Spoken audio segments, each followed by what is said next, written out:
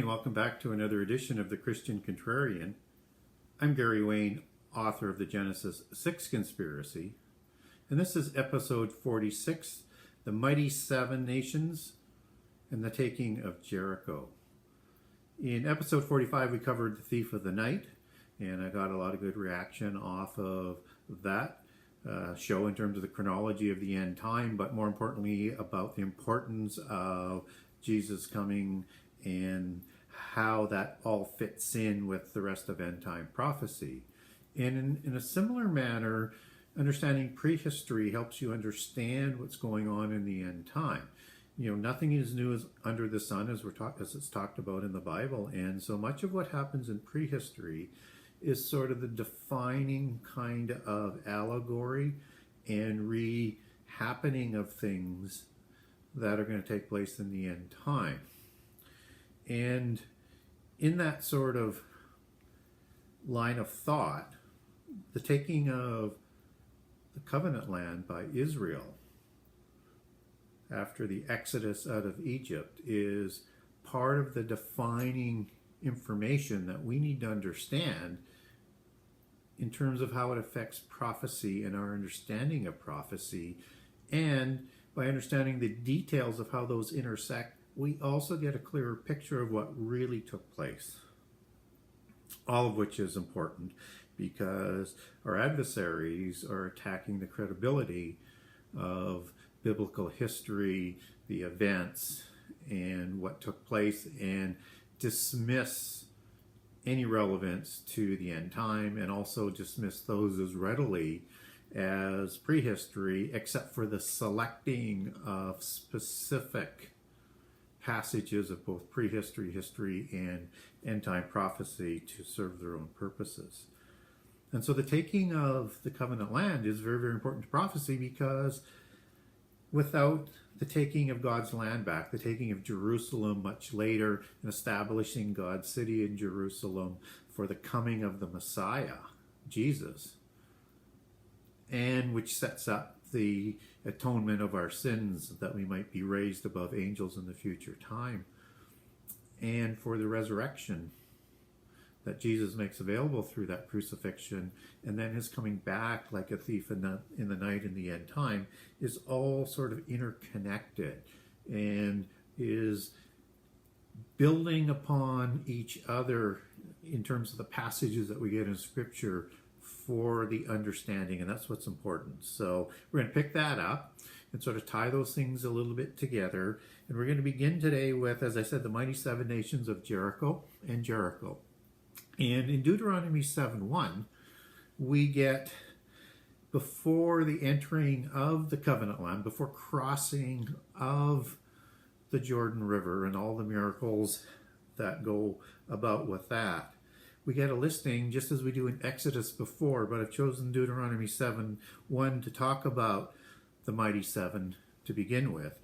And it lists the mighty seven nations that are dwelling in the covenant land, waiting in ambush for Israel to wipe them from the face of the earth and to prevent them producing the Messiah that will obliterate their gods, by implication, and completion of the mission for Jesus, and them as well, because they're deeply tied to the fallen angels and are the earthly representatives on earth, carrying out the pantheon's wishes.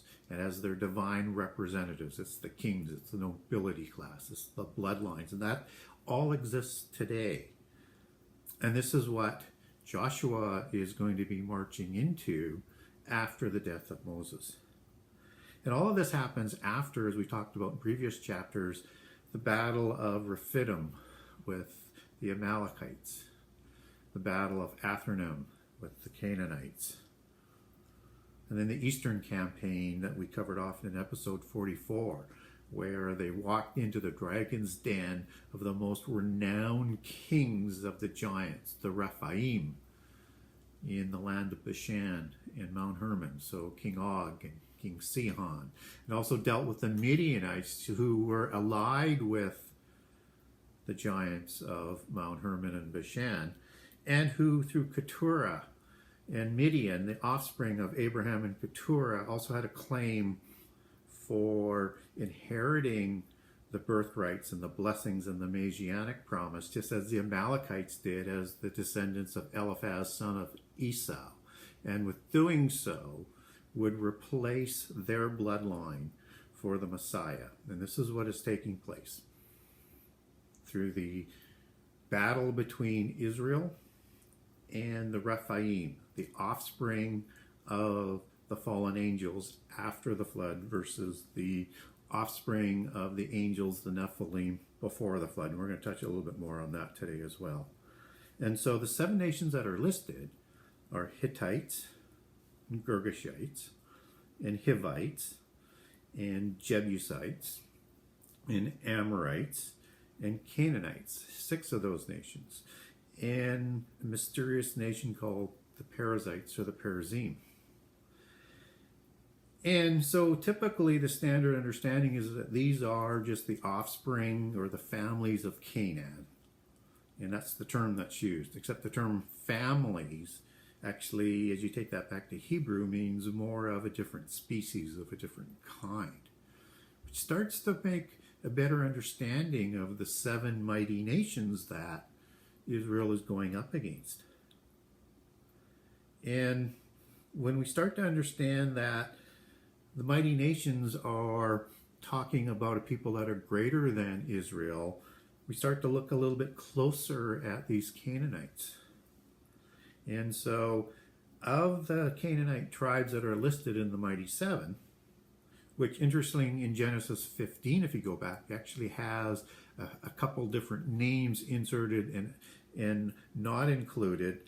And we're not going to cover those off today, but that also included the Rephaim and the Cadmonites, which are a very interesting sort of concept that was around in the time of Abraham. But this is the time of Moses, and these are the nations that are occupying the covenant land at that time. So when you look at, other than the Hittites and the Canaanites, the Girgashites, the Hivites, the Jebusites, and the Amorites do not have patriarchs, but they're families, a different kind of people. And these are hybrids. Their patriarchs aren't listed because the Rephaim patriarch. They are Rephaim patriarchs.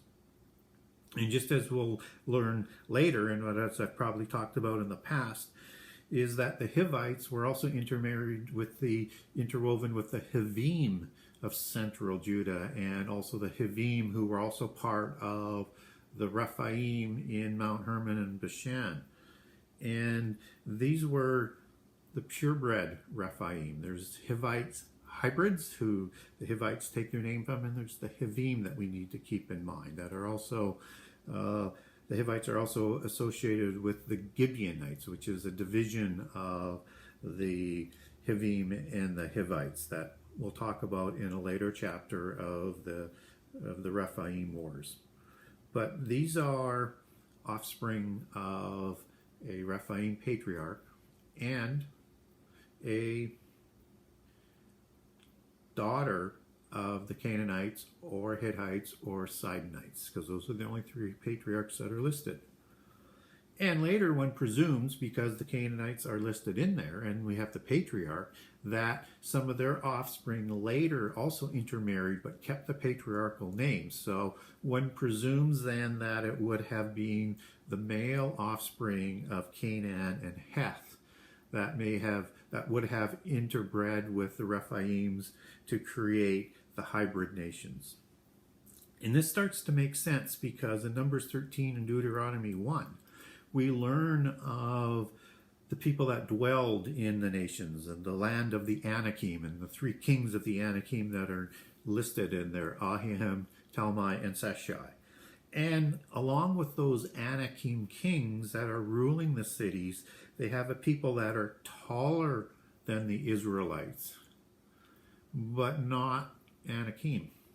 And those are some of the peoples that are listed, including the Amorites and the Canaanites in the Mighty 7.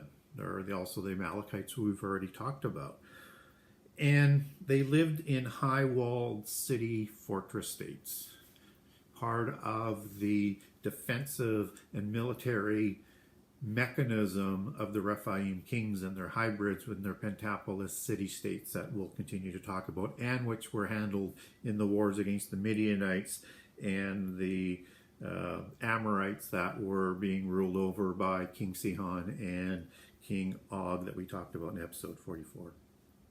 So, you also have the Perizim, the Perizzites. They're not part of the Canaanites, listed in Genesis 10, not part of those families, but they're also listed in Genesis 15. And these are another breed of Rephaim, and they were the ones who didn't live in the cities, but they lived in the villages as part of the mice network that is the same network of defense mechanism and systems that the Philistines included, because they're heavily interconnected, but not part of the conquest wars. But an enemy that Israel had to deal with nonetheless, with the same types of people of hybrids and Rephaim. But we're talking about the crossing of the Jordan today and the Mighty Seven. And these Mighty Seven nations are said to be mightier and greater than Israel. So they were more powerful, not only in the weapons, but in their physical stature. And greater is the Hebrew word rab, which means in size. So taller.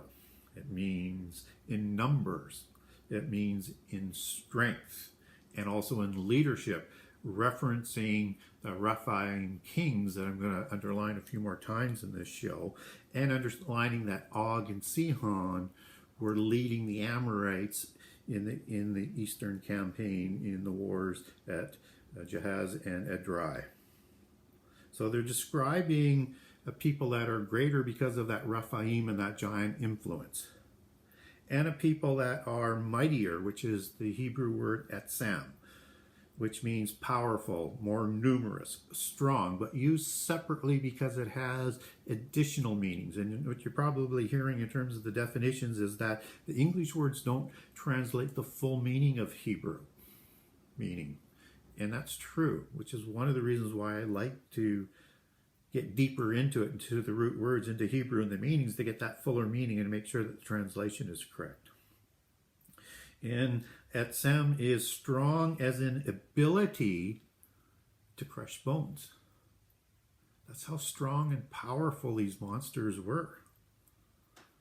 And when we look at who these taller ones are, they would be described as people that the Egyptians called the Shazu.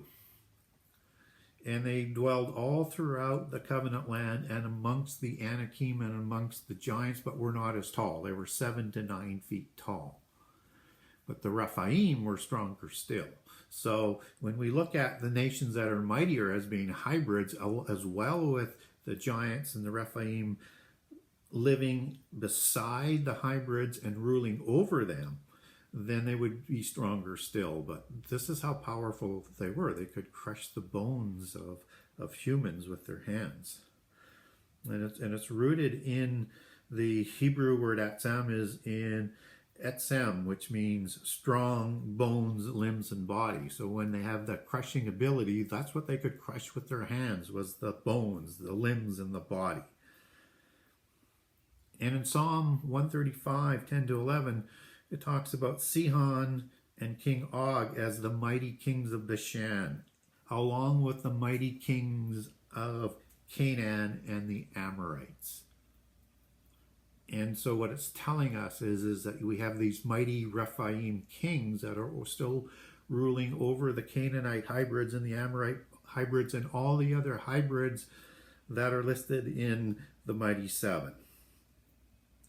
And what's interesting about these great kings is that's the Hebrew word gadol, which means proud, boastful. They do great feats. They're hubris. And it's a very important to understand that the Nephilim were hubris and proud and thought they were gods on earth. They're the demigods. They were the divine rulers of the pantheon of gods.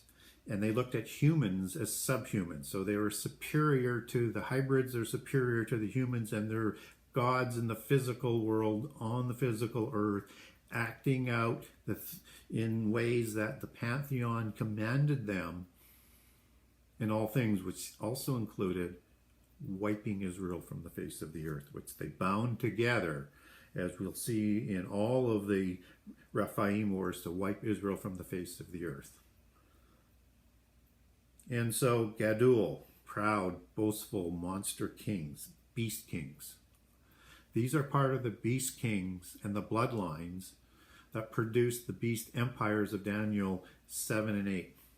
The metallic empires of Daniel 2, but it's the beast empires. It's the beast empires that come out of this for the end time. It's the bloodlines of these Rephaim beast kingdoms that produce, as we're told in Daniel 2 and 7, Babylon, Persia, Greece, Rome, the end time empire, and then the 8th empire of Antichrist, with the two preceding the time of Daniel being Assyria, and probably Babel is mixed in with that, and Egypt. And so these are the beast empires. We need to understand who they are and how, and what is going on at this time is similar to what will happen in the end time, like a foreshadowing. So it's important to understand this. And these are the beast kings like Ahiman, Sheshai, and Talmai that survive into Hebron, into the time of the judges, until they are exterminated. Rephaim kings, Anakim kings, Anakim, Hivim, all the different vernaculars are different tribes or vernacular names to the Rephaim that King Og was the last of the second incursion, as I prefer to look at how giants show up after the flood as opposed to survival or some other way. And they're the mighty ones. Now, these words that are used are not Gibborim, but we're going to see where Gibborim is going to be connected into them in just a few minutes. The Nephilim were the mighty ones. And so even though we're going to get some Gibborim words in there, there's a distinction going on with the description of the hybrids and the Rephaim after the flood that is somehow not quite as powerful as the original Nephilim, and certainly probably didn't live as long, and are a new type of giant that come about after the flood. And so Rephaim are Etzem and Gadul. They're distinct. And I just wanted to sort of underline that because a lot of people say, why isn't there a lot more Gibborim used with these Rephaim kings, so that we know for sure. They are in certain categories, but not as much, because they are a little bit different than the Nephilim before the flood. Probably not as big. I think that's the biggest issue, and probably didn't live as long, and obviously weren't as strong. And so the mighty seven that we talked about in terms of the patriarchs that are listed with Canaan and Heth with the Hittites, and the patriarchless ones, which are the Girgashites, the Amorites, who lived throughout the covenant land and lived with King Og, who ruled over them, the Jebusites that controlled Jerusalem, and the Hivites, which are, again, mostly through central Israel, but also there's Hivim that are also in the Bashan area and also lived alongside the Hivites, so the procreators of the Hivites. And you also have the Perizzites that we talked about. So you've got an intermixing of these people, just as the Shazu did. And these people were taller than Israel. But they would have been, as I said, 7 to 9 feet tall, as opposed to like Goliath and Og, which would have been somewhere from 11 to 15 feet tall. So a little bit more powerful, and powerful enough to control the hybrids as well, who were, I think, part of that Canaanite curse to be subservient to their brothers, but in their response, they intermarried with the Rephaim to help ward off the descendants of their brothers of Ham, but to no avail. And so we have the mighty seven that God promises in Joshua 3:10 that he is going to drive out before Israel. Even though Israel doesn't have proper manufacturing of weapons, they don't have chariots, they don't have the horses, they don't have the iron, they don't have the weaponry, they don't have the numbers, and they don't have the size. But God promises in Joshua 3 that he'll drive out Israel before them so they can destroy them. And he confuses them with hornets, as we've covered in past shows. So these hornets have a way of absolutely confusing them in such great numbers that they're teed up for the smaller, less strong, and fewer Israelites to take on. And in Joshua 1:5, they're going to be led by Joshua as they cross the Jordan River into the covenant land after Moses died. And God promises that nobody, no man, no Rephaim would be able to stand against Joshua, just as it was with Moses, providing Israel kept their covenants and worshiped God in the manner that he had instructed them to do so in the Holy Covenant. So Joshua leads about 40,000 armed people, along with the rest people, across the Jordan River. And he's going to do battle on the plains of Jericho. And they're going to set up a base camp at Gilgal. Now, this is not Rephaim Gilgal. That's more up on towards Bashan and on sort of at the foot on of Mount Hermon. So this is a little bit further south and just across the Jordan River and more into central area of the covenant land. And that's going to be their base camp. They're going to operate all the campaigns from. And in Joshua 5, it says they're going to enter into the land of all of the kings of the Amorites, just as Og and Sihon were kings of the Amorites.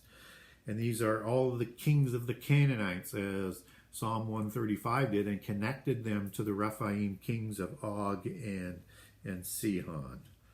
And so this is the land that has kings like Ahiman and Talmai and Sheshai, Anakim kings. So there's several different kinds of these Rephaim kings, and the armies would be bolstered with other Rephaim who aren't the rulers, because you only have one ruler of each city. So you're going to have an extended nobility, pure bloodline that is also going to have a warrior representation in there, because all of those kings at that time were warrior kings. They all fought the battles because they were so superior to the Israelites that were probably 5 to 5.5 feet tall. So they were, half the size of on the high side of the hybrids, and almost 3 times the size were the Rephaim to the Israelites.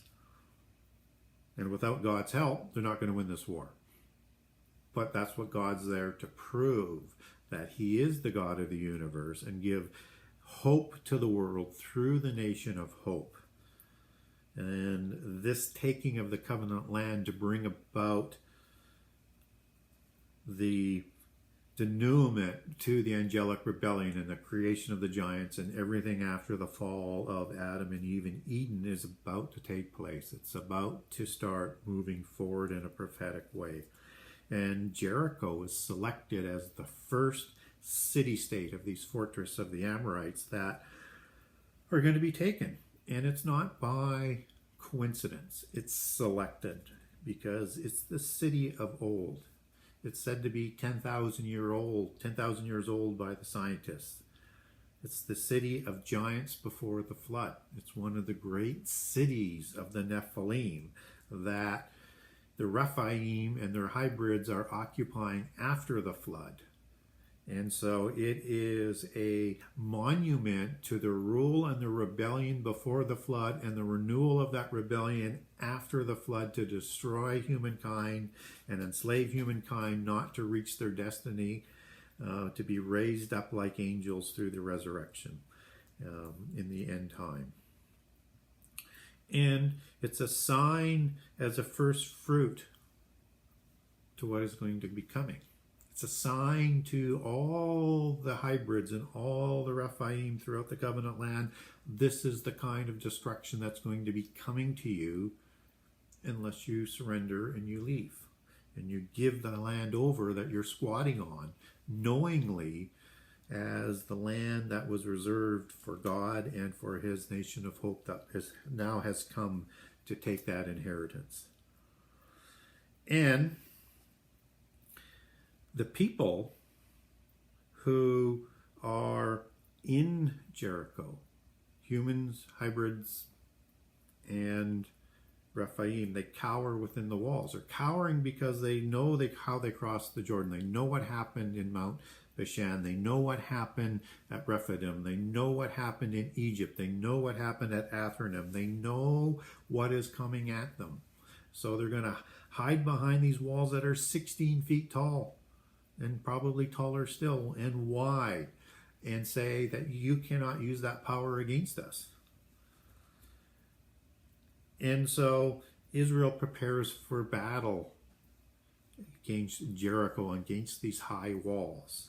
And in Joshua 5, we're told some interesting details where the prophecy details are really important to understand. And the battle starts after the Passover. So they celebrate the Passover. And the Passover is celebrating what happened in Egypt, one of the most important dates to the Jewish people. But it's also prophetic for the Passover, for the deliverance that is coming. Just as Israel was delivered, the deliverer comes and is crucified at Passover over 1,000 years later and presents the resurrection. He rises after 3 days and atones for all the sins of the world. And the angels didn't anticipate the resurrection. Otherwise, they wouldn't have permitted him to be crucified. And so we get some prophecy that is now being directed here. And you also have a second coming of Jesus that happens in the end time, and that's what's kind of important here as well. But the Passover event is followed by the Feast of Unleavened Bread. We talked about how proud and boastful these giants were. And on Preparation Day, in terms of the Feast of Unleavened Bread, which immediately follows the Passover, you have a special Sabbath. And that special Sabbath is in addition to the Sabbath that's held regularly on the Saturday, which is very important to understand the 3 days of the resurrection. So you need to know the details of the prophetic rituals and celebrations and feasts of God, that they have a prophetic sort of overtone. And on Preparation Day, they would take out the yeast because that would puff up the bread. And so it's called the Feast of Unleavened Bread because all the yeast was taken out and all the breads that had yeast in it were taken out, because this is a day of humility and humbleness for their deliverance. And this is a reference with Jericho to taking out the proud giants out of the land. This is part of the sign to all the giants that the hubris are going to be removed if Israel follows God. And it's the time when the manna stops. Because from that point on, Israel would eat from the fruit of the land of the covenant. And there are 7 trumpets that are used at Jericho. And at Jericho, you have held within, you have the king, which is going to be the Rephaim king, and he's going to have other Rephaim around him. Joshua 6:2 I'm referencing here. And it also has the men of valor, which were going to be given over to Israel.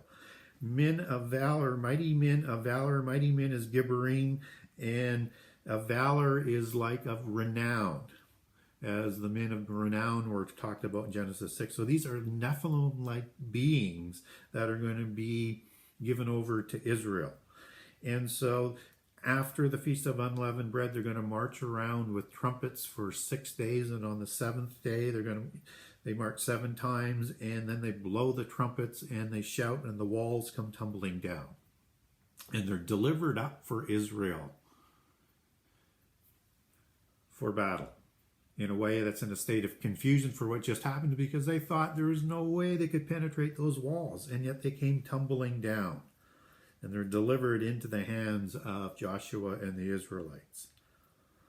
And these are like the trumpet blasts of the end time. of the disasters that will be coming on the world. And trumpets announce the judgments. And the trumpets are blasted throughout as a foreshadow for the first fruits of the battle that is coming to take over the land of Israel. God is taking back his land.